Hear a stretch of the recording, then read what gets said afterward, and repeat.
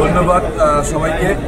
আজ আমি যে গোপালগঞ্জ সদর 2 আসন থেকে মনোনয়ন পেয়েছি, এই জন্য আমি সর্বপ্রথম আমার পরম আল্লাহর কাছে শুকরিয়া আদায় করছি এবং কৃতজ্ঞতা জ্ঞাপন করছি আমাদের বিএনপির চেয়ারপারসন বেগম খালেদা জিয়া, ভারপ্রাপ্ত চেয়ারম্যান দেশনায়ক জনাব তারেক রহমানের প্রতি, এবং আরও কৃতজ্ঞতা জ্ঞাপন করছি বৃহত্তর ফরিদপুরের সাংগঠনিক টিমের প্রতি। আজ আমি যে নমিনেশন পেয়েছি, আমি বলব এটা আমাদের গোপালগঞ্জ জেলা বিএনপি সহ সকল অঙ্গসংগঠনের সকলের সর্বাত্মক প্রচেষ্টায় আমরা বিগত 17 বছর একসাথে মাঠে ছিলাম। মাঠে থাকার কারণে আমরা আমাদের ভারপ্রাপ্ত চেয়ারম্যান জনাব তারেক রহমানের নির্দেশে গণতন্ত্র পুনরুদ্ধারের যে সংগ্রাম লড়াই, সেই লড়াইয়ে আমি আমাদের সমস্ত অঙ্গ সংগঠন নিয়ে আমাদের বিএনপির পরিবারকে নিয়ে মাঠে ছিলাম। সেই মাঠে থাকার কারণে আমার ভারপ্রাপ্ত চেয়ারম্যান জনাব তারেক রহমান আমাকে যে মূল্যায়ন করেছে, সেই মূল্যায়নে আমি যেন প্রতিদান দিতে পারি। আমি সবাইকে নিয়ে গোপালগঞ্জ জাতীয়তাবাদী পরিবার এবং সকল সাধারণ মানুষকে এবং অন্য ভিন্ন দলের মানুষকে সাথে নিয়ে আমি এবার গোপালগঞ্জ 2 আসনকে জনাব তারেক রহমানকে উপহার দিতে চাই।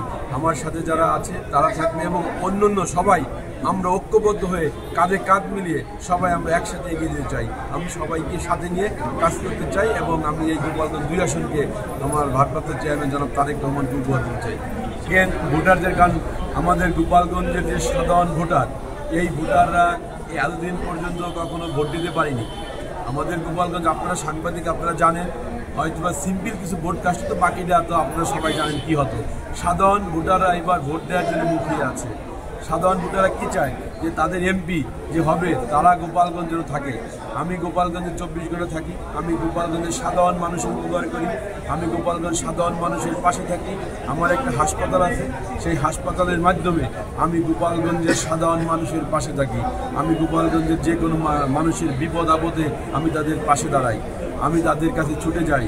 তাদের যে কোনো সমস্যা, রাত 2টে 3টে কোনো সমস্যা নেই, যে কোনো সময় আমাকে ফোন করলে, আমাকে ডাকলে আমি তাদের পাশে যাই। তাই গোপালগঞ্জের সাধারণ মানুষরা সামনে আগামী নির্বাচনে এমন একটা লোককে ভোট দিতে চায় যে তাদের পাশে থাকবে, যে সব সময় তাদের পাশে থাকবে, সাধারণ মানুষের উপকার করবে। আর গোপালগঞ্জে আমি যাতে গোপালগঞ্জ কোনো সময় চাঁদাবাজি, সন্ত্রাস, টেন্ডারবাজ এইসব যাতে না হয়, কোনো ইফতেজিং এইসব চলবে না। আমি সাধারণ সবাইকে সাথে নিয়ে আমি গোপালগঞ্জকে একটা মডেল আসন হিসেবে গড়ে তুলতে চাই।